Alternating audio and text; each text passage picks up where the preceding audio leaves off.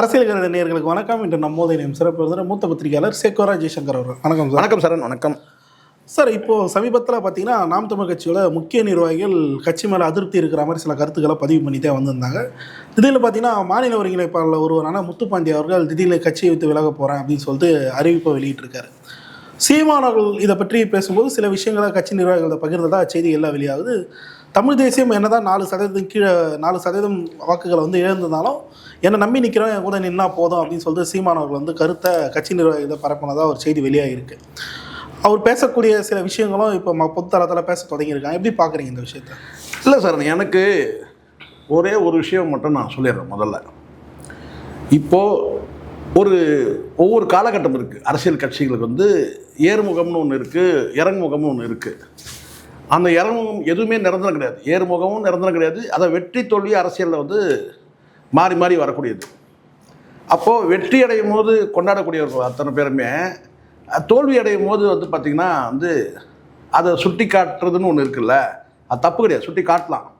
அந்த சுட்டி காட்டக்கூடிய அந்த தருணம் பார்த்திங்கன்னா அந்த தருணமும் சரி, சூழல் சுட்டி காட்டக்கூடிய சூழல் ஒன்று இருக்குது. ரெண்டாவது அது எந்த ரூட்டில் எந்த வகையில் அதை தெரியப்படுத்துறதுன்னு ஒன்று, அந்த சுட்டி காட்டுறது எந்த சூழ்நிலை எந்த தருணத்தில் எந்த வகையில் சொல்கிறதுன்னு இருக்குது.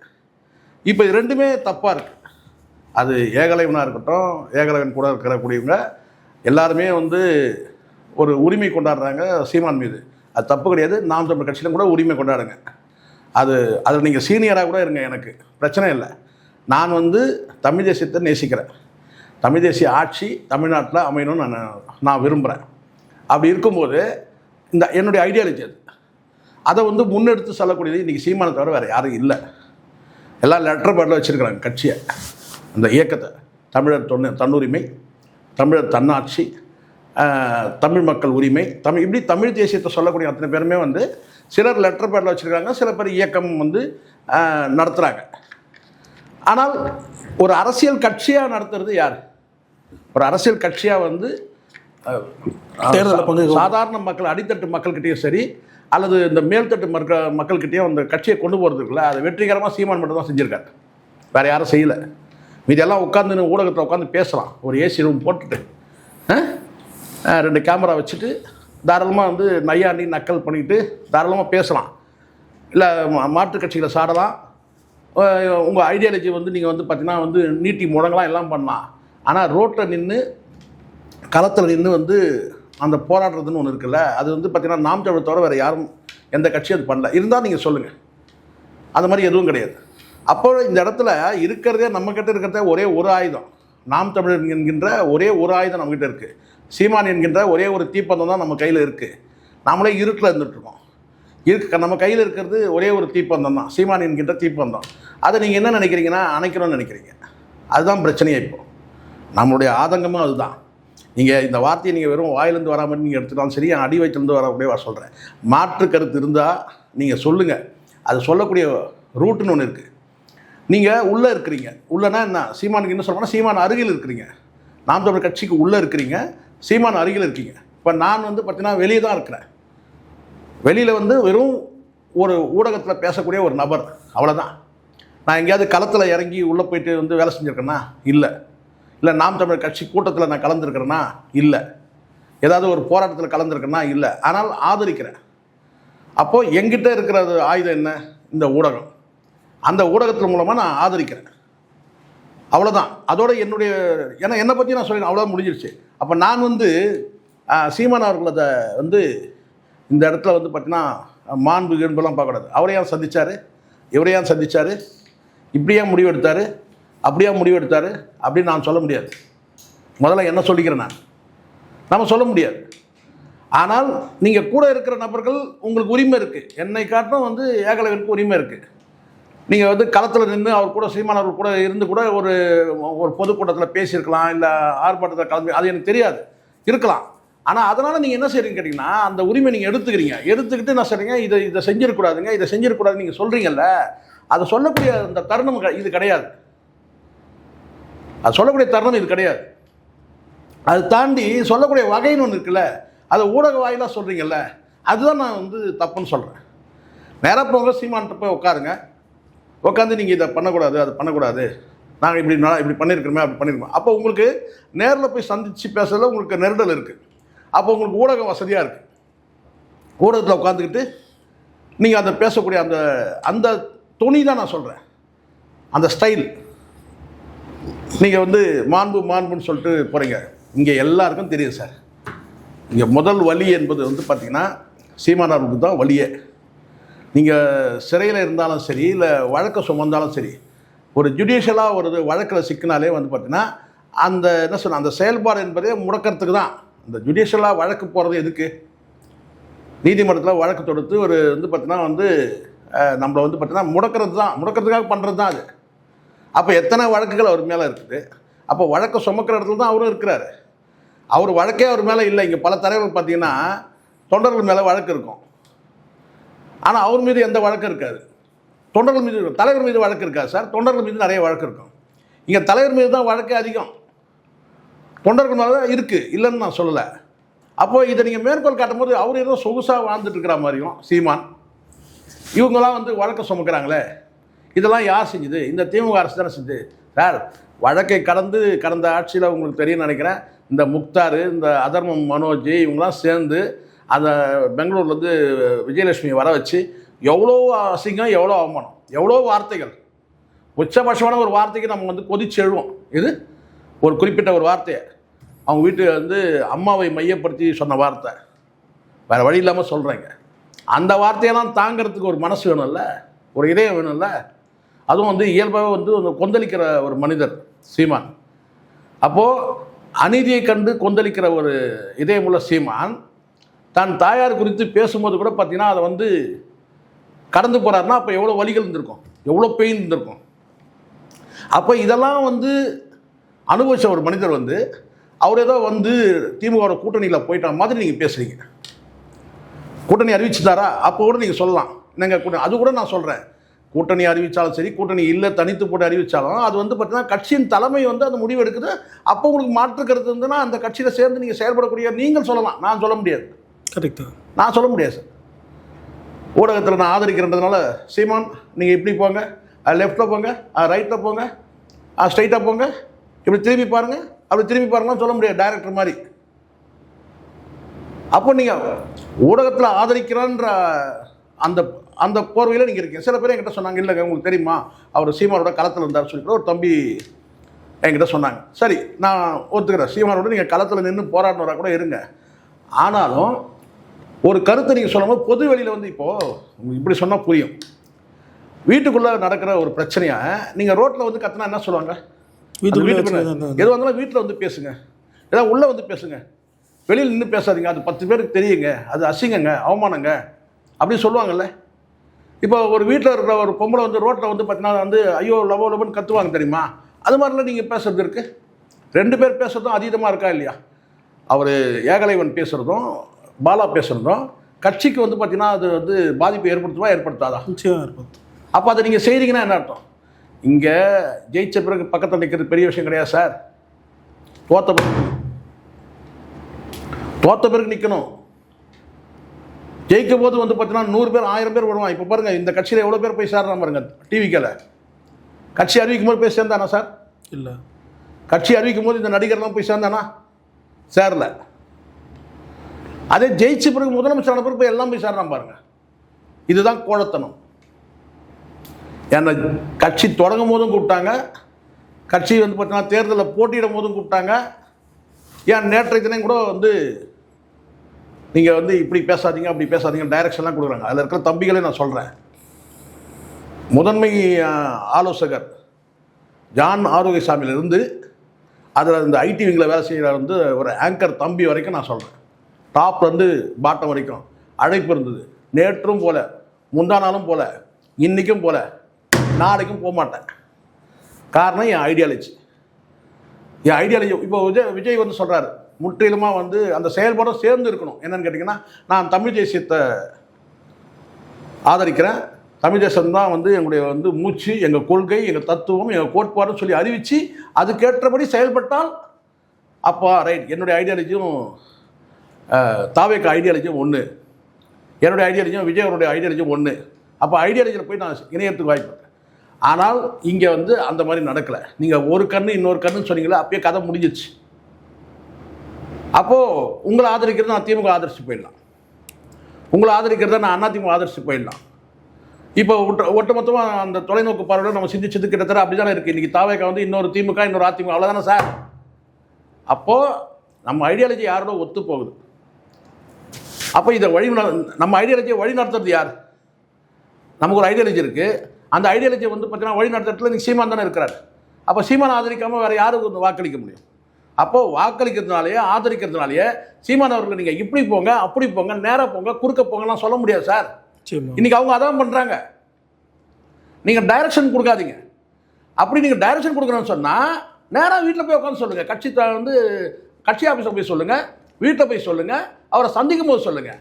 ஆனால் பொது வெளியில் ஊடகத்தில் வந்து நீங்கள் கடை விரிக்கிறீங்கல்ல, அது எப்படி சரியாக இருக்கும்? அது எப்படி ஏற்றுக்க முடியும்? புரியுது.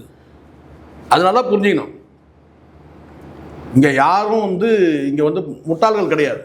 இப்போ உங்களுக்கு என்ன, முன்னாள் முதலமைச்சரையும் முன்னாள் துணை முதலமைச்சரையும் ஒரு கல்யாணத்தில் சந்தித்தார்.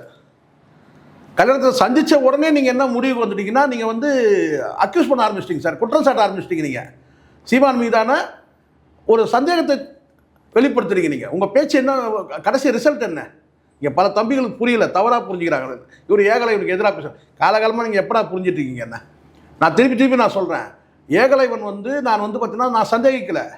அவர் தமிழ் தேசியவாதியா, அவர் வந்து பார்த்தீங்கன்னா அவர் வந்து திமுகவுக்கு ஆதரவாக செயல்படுறாரா, அதிமுக ஆதரவாக தாவேக்காவுக்கு ஆதரவாக செயல்படுறாருன்னு நான் சந்தேகப்படுறேன். அது மற்றவர்கள் அந்த சந்தேகத்தை வைக்கிறாங்க, எனக்கு அது சந்தேகம் இல்லை. ஆனால் அவர் வந்து பார்த்தீங்கன்னா சீமானை சந்தேகிக்கக்கூடாது இல்லை. நம்மக்கிட்ட இருக்கிற ஒரே ஒரு ஒற்றை ஆயுதம், நீங்கள் சந்தேகிக்கிற உங்களுடைய பேச்சு சந்தேகிக்கிற மாதிரி இருக்குல்ல. சீமானையும் நீங்கள் சந்தேகப்பட்டீங்கன்னா நாளைக்கு என்ன சார் ஆகும்? கட்சியில் இருக்கிற அடுத்த கட்ட தொண்டர்கள் என்ன சார் நினைப்பாங்க? நீங்கள் சந்தேகிக்கக்கூடாது. நீங்கள் குற்றம் சாட்ட கூட நீங்கள் நேராக போய் குற்றம் சாட்டுங்க, ஸ்ட்ரைட்டா. அதானே சரியா இருக்கும். நீங்கள் என்ன செய்றீங்கன்னா, நீங்கள் ஒரு வந்து நீங்கள் எப்படி வந்து கல்யாணத்தில் வந்து உங்களோட மாண்பு இதெல்லாம் சொல்கிறீங்களே, அப்போ நீங்கள் என்ன அவங்க கூட சேர்ந்து ஒன்று உறவாடுறீங்களே, அவருக்கு தெரியாதா சார்? அதர்ம மனோஜ், இந்த முக்தார், இவங்கெல்லாம் வந்து பார்த்தீங்கன்னா யார் சார் வந்து பார்த்தீங்கன்னா தீனி போட்டது? யார் டானிக்கு ஊற்றுனது? யார்? திமுக. தெரியாதா அது? சரி, அப்படியே கூட வந்து சீமான் வந்து பார்த்தீங்கன்னா கரம் பற்றி இழுத்தாரா சொல்லுங்கள், அது யார் சொல்லுங்கள்? அந்த வீடியோ போட்டு காட்டுங்க எனக்கு. சீமான் தாங்க அவர் கரம் பிடிச்சி இழுக்கிறாரு. இது சீமான் கரங்களே அவர் பிடிச்சி இழுக்கிறார். சீமான் வந்து முதலமைச்சர் கரம் பிடிச்சி இழுக்கிறாரு, துணை முதலமைச்சர் கரம் பிடிச்சி இழுத்ததை பார்க்குறீங்களா? பார்த்தீங்களா? அது பாருங்கள், வீடியோன்னு காட்டுங்க. சீமான் அவர்களை வந்து அவங்க கரம் பிடிச்சி இழுத்து உட்கார வச்சு பேசுகிறாங்க. முதலமைச்சர் அவர் தான் பேசுகிறாரு, முன்னாள் முதலமைச்சர். முன்னாள் முதலமைச்சர் அவர் தான். அது வேறு அடிக்கடி இது வேறு, சரிங்களா? மறந்துடுறீங்க. இன்னும் நம்ம அடிக்கடி மறந்துடுறோம். என்ன முன்னாள் முதலமைச்சர் அவர் உட்காந்து பேசுகிற அந்த பாருங்கள், அவர் வந்து வைகோவை தவிர்த்துக்கிறதுக்கு அந்த இடத்துல அவர் வந்து வாண்டதாக பேச ரெண்டு சார். இதுக்கு ஏற்கனவே ஒரு தடவை நான் சொல்லியிருக்கிறேன்னு நினைக்கிறேன், உங்கள்கிட்ட சொன்னான்னு தெரில. அந்த நக்கீரன் கோபால் அவர்களும் நானும் ஒரு மேடையில் உட்காந்து சொன்னேன் இல்லையா? அதே தான் சார். அங்கே வந்து பார்த்தீங்கன்னா வந்து ஒரு தர்ம சங்கடமான ஒரு சூழல் இருக்குது சார். இது நமக்கு பிடிக்காத ஒருத்தர் கல்யாணத்துக்கு போகிறோம் சார், நம்ம அங்கே போய் உட்காந்துருக்கும் போது வந்து பார்த்தீங்கன்னா வந்து நமக்கு பிடிக்காதவர் வந்து பக்கத்தில் வந்து உட்காந்துட போகிறான்னு சொல்லிட்டு நம்ம எச்சரிக்கை என்ன செய்யணும் கேட்டால், ஒரு குழந்தைய கூப்பிட்டு செய்கிறோம் உட்காடுறோம் இல்லையா? ஒரு பையனை கூப்பிட்டு தம்பி வாப்பா உட்கார்ப்பாரு, ஏன்னா அவர் வந்து உட்காந்துருதா. அந்த மாதிரி தான் வந்து கேட்டால் நாங்கள் வைகோ பக்கத்தில் உட்காந்துருக்கும் போது வேறு வழி இல்லாமல் என்ன செய்யறேன்னு கேட்டால், இந்த பக்கம் யார் கேட்டால் சீமான் கேட்டால், ஆஹா சூப்பர், ரொம்ப ஒரு இதுதான் சரியான தருணம், இது ஒரு கம்ஃபர்டபுளான ஒரு நபர் வந்து நம்மக்கிட்ட இருந்து உட்காந்துருக்கிறாரு. அவர் வந்து இன்னும் கொஞ்சம் ஏறுது அவருக்கு. யாருக்கு? வைகோக்கு. சரிங்களா? அந்த இடத்துல வந்து சீமான் அவர்கள், அப்போ சீமான் அவர்கள் கூட பார்த்தீங்கன்னா நெருங்கி கை பிடிச்சி குழஞ்சிலாம் ஒன்றும் பேசலையே. அவர் இங்கே பேசுறதா அவர் ஆமோதிக்கிறார், அவர் தான். இல்லை அவர் ஏதாவது பேசுகிறாரா? இல்லை கட்டி அணைச்சிக்கிறாரா? சொல்லுங்கள். ஒரு தடவை கட்டி அணைச்சது நீங்கள் சூழ்ச்சி பண்ணீங்க, அதையும் கூட நம்ம சொன்னோம். அடுத்த நாளே நம்ம சொன்னோம், இந்த சூழ்நிலை சொல்லி ஆகணும், அதை தவிர்த்து இருக்கணும்னு சொன்னேன். தேவையில்லாதது அந்த இடத்துல வந்து தவிர்த்து இருக்கணும். அது அந்த இடத்துல வெள்ளேந்தியாக நடந்துக்கிட்டாரு. சீமான் அவர்களை பொறுத்த வரைக்கும் ஒன்று இருக்குது சார், ரெண்டு இருக்குது. வெளிப்படைத்தன்மைன்றது ஒன்று இருக்குது, அது நம்மக்கிட்டே அந்த பலவீனம் இருக்குது. வெளிப்படையாக பேசுறதுன்னு ஒன்று இருக்குது, சரிங்களா? ஆனால் எல்லாத்தையுமே வந்து ரொம்ப சூசகமாக என்னென்னு கேட்டிங்கன்னா சூதுவாது தெரிஞ்சு பேசக்கூடிய நபர்களே இப்போ என்ன செய்யறீங்கன்னா, ஊடகத்தை வந்து பார்த்தீங்கன்னா நான் வெளிப்படையாக பேசுகிறேன்னு சொல்லிட்டு பேசி என்ன செய்றீங்கன்னா, சீமான் அவர்களுக்கு நீங்கள் வந்து கிட்டத்தட்ட நீங்கள் வந்து அறிவுறுத்துற மாதிரி பேசுகிறீங்க. நீங்கள் அறிவுறுத்த வேண்டாம் சார், ஒரு ஆலோசனையாக சொல்லுங்கள். அந்த ஆலோசனை கூட எங்கே சொல்லணும், நேரில் சந்தித்து சொல்லுங்கள்.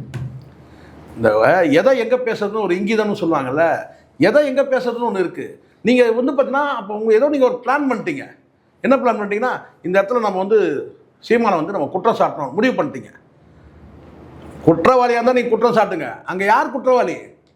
ஒரு பொது நிகழ்ச்சிக்கு போகும்போது அதனால தான் கடந்த கால வரலாறு தான் உங்களுக்கு எடுத்து போடுறேன். எப்போ 40 வருஷத்துக்கு முன்னாடி உள்ள வரலாறு தான் எடுத்து போடுறேன். ஜெயலலிதா கலைஞர் வெர்சஸ் கலைஞர், அவங்க பீரியடில் மட்டும்தான் இந்த தலைவர்கள் வந்து ஒன்றா சந்திக்கிறதுன்றது இல்லாமல் இருந்துச்சு. எம்ஜிஆர் ஆட்சியிலேருந்து கலைஞர் ஆட்சியிலேருந்து பெரியாருடைய வந்து பெரியாரும் காமராஜர் கலந்துக்கிட்ட வந்து கூட்டங்கள் இருக்குது, நிகழ்ச்சிகள் இருக்குது. மாற்று கருத்து உள்ளவங்க வாஜ்பாய் கலைஞரும் கலந்துக்கிட்ட நிகழ்ச்சி இருக்குது சார். திருமண நிகழ்ச்சியில் கனிமொழிக்கு வந்து திருமணம் நடக்குது, முதல் திருமணம் நடக்குது. அதிபன் போஸ்ன்றவங்கள அவங்க கல்யாணம் பண்ணிக்கிறாங்க, முதல் கல்யாணம். அது கல்யாணம் வந்து யார் தலைவர் நடந்து தெரியுமா? அன்னைக்கு பிரதமர் ஒருத்தர் தேவிலால்னு ஒரு பிரதமர், யார்? தேவிலால் பிரதமர். அவர் தலைமையில் தான் வந்து திருமணம் நடக்குது. பெரும் கூட்டமே வந்துச்சு, எல்லா சர்வ கட்சியிலேருந்து வந்தாங்க அன்னைக்கு, எக்ஸப்டு வந்து ஜெயலலிதா. ஆனால் எல்லா தலைவர்களும் வந்தாங்க. பெரிய விமர்சையாக நடந்துச்சு திருமணம். அன்றைக்கி வைகோ இருக்கிறார். வைகோ வந்து அவர் என்ன சொல்லணும்னா, வைகோ வந்து முன்னின்று எல்லா வேலையும் செய்கிறதே வைகோ தான். அந்த திருமண ஏற்பாட்டிலேருந்து அத்தனையும் செய்கிறது. நான் சொல்கிறது விபி சிங் வந்து பிரதமராக இருந்த காலகட்டத்தில் சொல்கிறேன். தேவிலால் துணை பிரதமராக இருந்தார். அவர் தான் வந்து பார்த்திங்கன்னா வந்து இந்த மேரேஜில் வந்து முன்னிருந்து நடத்துனது. ஸோ அப்போது ஒட்டுமொத்த இந்தியாவில் இருக்கிற அத்தனை தலைவர்களும் வந்து பார்த்திங்கன்னா அதில் வந்து பங்கேற்றாங்க. ஸோ இதெல்லாம் கடந்த காலத்தில் நிறைய சுப நிகழ்ச்சிலாம் இருக்குது சார். அந்த சுப நிகழ்ச்சியில் வந்து பார்த்திங்கன்னா தலைவர்கள் ஒன்றா சந்திக்கிறது, ஒன்றா பேசுறதுலாம் வந்து அதை போய் பேசுறது தான் நான் வந்து ரொம்ப சில்லறத்தனமாக நான் நினைக்கிறேன். மற்றபடி நீங்கள் வந்து கூட்டணி உருவாகுது, இல்லை கூட்டணி முடிவு எடுக்கிறாரு சீமான், அந்த மாதிரி சூழ்நிலை நீங்கள் பேசக்கூடிய வார்த்தையை இப்போ பேசுகிறீங்க. எனக்கு அதுதான் தப்புன்னு நான் சொல்கிறேன். இப்போ நீங்கள் நாளைக்கு கூட்டணி வந்துச்சுன்னா அப்போ நீங்கள் சொல்லுங்கள். அப்போவும் கூட நான் என்ன சொல்கிறேன்னு கேட்டிங்கன்னா, சில நேரங்களில் வந்து அரசியல் தட்பவெட்பங்கள் மாறும்பொழுது தமிழ்நாட்டில் இப்போ அரசியல் தட்பவெட்பம் மாறிடுச்சு. இப்போ ஒட்டுமொத்தமாக வந்து பார்த்தீங்கன்னா வந்து சூழல் வந்து பார்த்தீங்கன்னா வந்து மும்முனை போட்டி சூழல் இருக்கும்போது பார்த்தீங்கன்னா 4வதாக இருக்கக்கூடிய சக்தி என்ற அடிப்படையில் தான் இன்றைக்கி வந்து வாக்கு சதவீதத்தின் அடிப்படையில் பார்க்க முடியுது. அப்போ இந்த இடத்துல வந்து பார்த்தீங்கன்னா நமக்கான அந்த ஸ்கோப் எப்படி இருக்குன்றதை பார்க்கணும். வெறுமனே வந்து பார்த்தீங்கன்னா வரட்டு அரசியலும் பண்ண முடியாது, வெற்றிக்கான அரசியலும் இங்கே பண்ணணும். அப்போ அந்த முடிவெடுக்கிறாரு. அதுக்காக நான் உடனே கூட்டணிக்கு போயிடான்னு நான் சொல்ல சார். அவர் கூட்டணிக்கு போட்டேன்னு தான் நான் சொல்லலை. போகணுன்னு சொல்ல முடியாது, என்னால் போகாதுன்னு சொல்ல முடியாது. நான் வெளியில் இருக்கிறவன், நான் சொல்ல முடியாது. எனக்கு அந்த அதிகாரமும் கிடையாது, என்னை போன்ற யாருக்கும் அது கிடையாது. ஊடகம் வந்து ஒரு கருவி என்கிட்ட இருக்குது. அந்த கருவியை வந்து பார்த்தீங்கன்னா வந்து என்னுடைய ஐடியாலஜிக்கு நான் வந்து பயன்படுத்தினேன். அதை முழுமையாகவும் என்னால் செய்ய முடியாது. என்னுடைய சூழல் நான் சொல்கிறேன். அப்போ இதே நிலைப்பாட்டில் இருக்கிறவங்களும் மற்றவர்களும் வந்து பார்த்தீங்கன்னா நீங்கள் களத்தில் இறங்கி போராடுறவராக இருங்க, சீமானுக்கு விசுவாசியாக கூட நீங்கள் இருங்க. ஆனால் அந்த விசுவாசத்தை இப்படியாக காட்டுவீங்கன்னா என்னுடைய கேள்வி. சீமான் மீதான விசுவாசம் இல்லை தமிழ் தேசியத்தின் மீதான உங்களுடைய பற்று, நாம் தமிழ் கட்சியில் உள்ள ஈடுபாடு, அதை இப்படியாக காட்டுவீங்க? அப்போ சீமானை வந்து பார்த்தீங்கன்னா வந்து அது இருக்கிற ஒற்றை தீப்பந்தம் சீமான், அதை நீங்கள் அணைக்கிறதுக்கு முயற்சி பண்ணுறீங்க. நான் குற்றம் சாட்டுறோம். நீங்கள் வழிமுறையை மாற்றுங்க. அவர்கிட்ட எப்படி நீங்கள் உங்கள் கருத்தை சொல்லணுமோ அந்த வழிமுறையை நீங்கள் போங்க.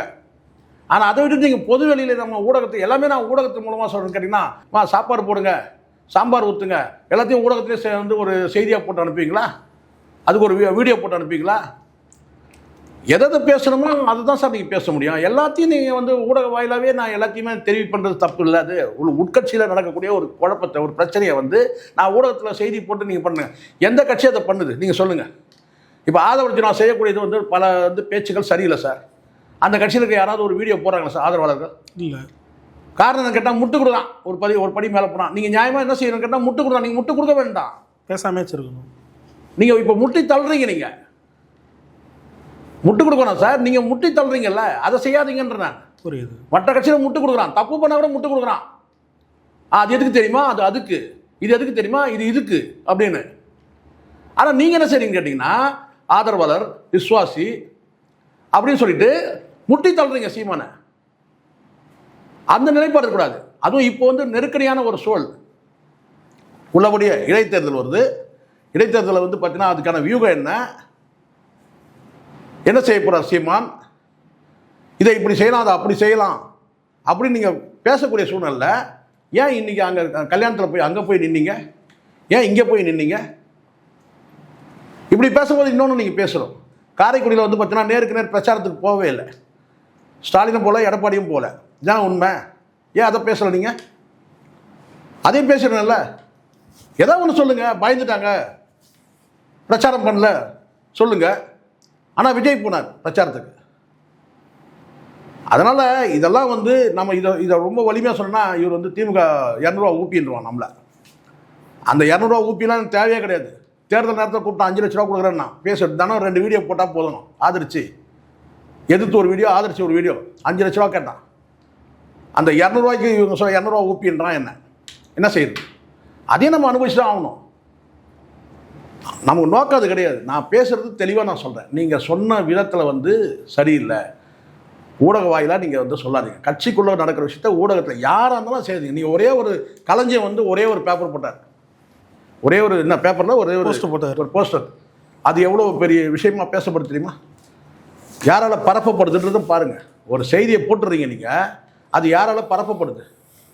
அதுவும் களஞ்சியெல்லாம் கடுமையான உழைப்பாளி நான் பார்த்துருக்குறேன். நேருக்கு நேர் பார்த்துருக்குறேன். ஈரோட்டில் அவர் பிரச்சாரம் முடிச்சுட்டு வரும்போது பார்த்துருக்குறேன். மொத்தமாக சட்டை ஃபுல்லாக நனைஞ்சி வேர்வையில் நனைஞ்சி அதை பார்த்துருக்குறேன். அப்படிப்பட்ட நீங்கள்லாம் வந்து விசுவாசிகள் எல்லாருமே நீங்கள் ஒரு வார்த்தை நீங்கள் எதிராக பேசினா கூட அது எவ்வளோ பெரிய ட்ரோல் ஆகுது பார்த்தீங்களா? அதை நீங்கள் செய்யக்கூடாதுல்ல. இறுதியாக ஒரே ஒரு கேள்வி சுருக்கமாக அவங்க பதில் எதிர்பாரு. இப்போ முத்துப்பாண்டி அவர்கள் வெளியே போயிருக்காரு. கட்சி வீக்காக இருக்கும் அப்படின்ற ஒரு பேச்சுக்கள் வந்து பேச தொடங்கியிருக்காங்க எதிர்கட்சிகள். எப்படி பார்க்குறீங்க இந்த மாதிரி நிர்வாகிகள்? சார், இதெல்லாம் மாற்று கருத்தில் வெளியே போகிறவங்கள விமர்சிக்கக்கூடாது சார்.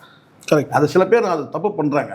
ஒரு மாற்று கருத்து, ஒரு மனஸ்தாபம் வருது, மனக்குறை, ஒரு ஆற்றாமை வருது, நம்ம சொல்கிறத கேட்க மாட்டேங்கிறாங்கன்னு சொல்லி சில நேரங்களில் இது மாதிரி உரசல் ஏற்பட்டு எப்படி வந்து ஒரு குடும்பத்தில் வந்து பார்த்தீங்கன்னா அந்த சண்டை சச்சரவு ஆகிட்டு கோச்சிக்கிட்டு அம்மா வீட்டுக்கு போயிடுவாங்க. மனைவி என்ன செய்யுங்க, அம்மா வீட்டுக்கு வேற எங்கே போக முடியும்? அம்மா வீட்டுக்கு போயிடுவாங்க. முத்துப்பாண்டி விலகிட்டார். போய் திமுகவில் சேர்ந்தாரா சார்? இல்லை. அதிமுகவில் போய் சேர்ந்தாரா சார்? இல்லை. இல்லை அவங்களுக்கு ஆதரவு சொன்னாரா சார்? அந்த மாதிரி நபர்கள் எவ்வளோ பேர் இருக்கிறாங்க? கல்யாண சுந்தரம் எங்கே இருக்கிறாரு? ராஜீவ்காந்தி எங்கே இருக்கிறாரு?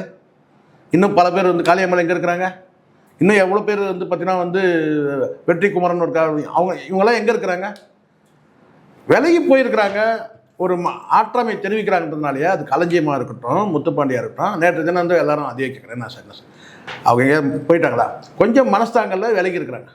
மீண்டும் வர்றதுக்கு வாய்ப்பு இருக்குது. அதுக்குள்ளே நம்ம வந்து பார்த்திங்கன்னா என்ன செய்யணும், அந்த கமெண்ட்டில் வரக்கூடிய தம்பிகள் எல்லாம் சொல்லிக்கிட்டோம்னா எதிர்மறை துரோகி அது இதுன்னு அதை செய்யக்கூடாது. கரெக்ட். கொஞ்ச காலம் அமைதியாக இருங்க. அப்போ தலைமை வந்து பார்த்திங்கன்னா முடிவு அறிவிக்கிட்டோம். ஆமாம் இவர் டிக்ளேர் பண்ணிட்டோம். ஆமாம் இவர் சீமான் எப்போ வந்து விலகி போனவங்கள வந்து எதிரின்னு டிக்ளேர் பண்ணி காட்டிங்க சொல்லுங்கள். எப்பவுமே இல்லை. யாரையும் பேசுனதே கிடையாது. என்றைக்கு ராஜீவ்காந்தியை பற்றி பேசியிருக்கிறாரு, என்றைக்கு கல்யாண சுந்தரத்தை பற்றி பேசியிருக்கிறாரு. விலகி போனவங்கள யாரையும் சீமான் இது வரைக்கும் ஒரு வார்த்தை விட பார்த்தீங்கன்னா கடினமான சொன்னதே கிடையாது. காளியம்மாள் உட்பட சொல்கிறேன், சொன்னது கிடையாது.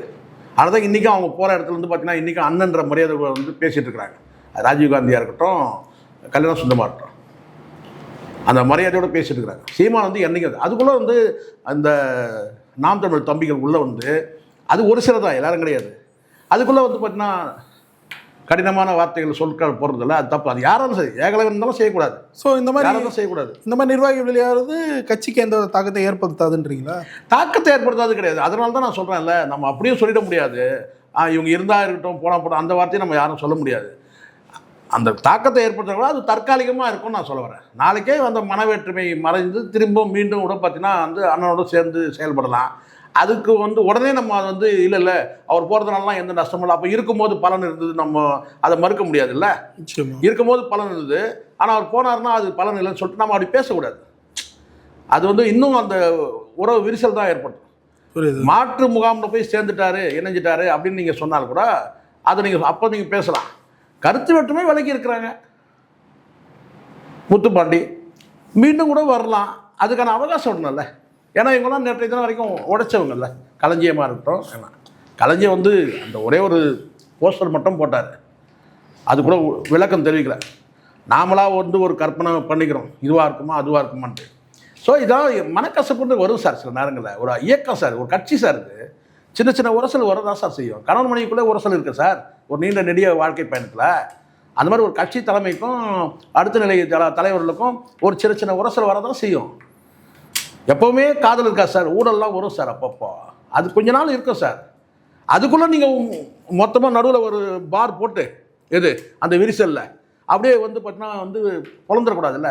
நான் பேசுறது கூட என்ன சொன்னேன், பலவீனப்படுத்துகிற நடவடிக்கையை ஈடுபடக்கூடாது. அதுவும் நான் குறிப்பாக நான் வந்து ஏன் சொன்னேன்னா 2-3 நேர்காணல் நான் பார்க்குறேன். ஒன்று மட்டுமே வெளியிட்டு இருந்தாருன்னு வச்சுங்களேன் ஏகலைவன், நம்ம சொல்லிட மாட்டோம். அதுக்கப்புறம் அவர் பாலாவோட சேர்ந்து அந்த கிரிட்டிசைஸ் பண்ணது என் மண்டையில் எப்படி ஆச்சுன்னா, அந்த வருண்ன்ற பையனும் பாரிசாலனும் வந்து பேசுவாங்க பார்த்தீங்களா, அதுதான் என் மைண்டில் வந்து நின்றுச்சு. இங்கே இன்னொரு டீம் சேர்ந்துட்டானு போல இருக்கு. ஏன்னா வருணும் பாரிசாலனும் சீமானை இலக்க வைக்கிறது தான் அவங்களுடைய வேலையை. நீங்கள் பார்த்துருப்பீங்க. இப்போ முக்தார் இருந்தபோது என்ன செஞ்சாரோ அதை தான் இவனுங்க வந்து ரொம்ப நாகரிகமாக செய்கிறாங்க. அவன் கொச்சையாக செஞ்சான். அப்போ சீமானை ஏதாவது முக்தாருக்கு எதிரான நடவடிக்கை எதனா எடுத்தாரா? கடந்து தான் போனார். இயற்கையே தண்டிக்குது. இயற்கை தானே தண்டி இருக்கு. இயற்கை தானே நீங்கள் தண்டிச்சு தானே இன்றைக்கி வந்து ஜெயிலில் இருக்கிறது காரணம் சொல்லுங்க. நான் அதனால் அந்த வேலையை செய்யக்கூடாது. என் பார்வைக்கு அப்படி வந்தது. அதனால தான் நான் போட்டேன். உடனே நாம் தமிழர் கட்சியில் இருக்கிற தம்பிகள் வந்து என்ன செய்கிறாங்கன்னா, நீங்கள் வந்து ஏகலை பற்றி உனக்கு என்ன தெரியும் தெரியும். நான் இப்போவும் மதிக்கிறேன். அவருடைய உணர்வுகள்லாம் நம்ம மதிக்கிறோம். அவருடைய அணுகுமுறை மட்டும்தான் இங்கே சிக்கலே. இதை நீங்கள் என்ன செஞ்சிருக்கணும். அதுவும் வந்து கார்ட்டூனிஸ்ட் பாலா வந்து ஊடகம், அதுக்காக நான் யாரும் தரக்குறோம் சொல்லணும்னு அவசியம் இல்லை. நீங்கள் அந்த கார்ட்டூனில் வந்து வரைஞ்சதை தாண்டி திமுகவுக்கும் உங்களுக்கும் வந்து ஏற்பட்ட அந்த உரசல் தான், அந்த முரண் தான் வந்து உங்களை வந்து பார்த்தீங்கன்னா சீமானை ஆதரிக்க வச்சதுன்னு நான் சொல்லுவேன். ஏன்னா நாங்கள் கூர்ந்து எல்லாத்தையும் கவனிச்சு தானே இருக்கிறோம்.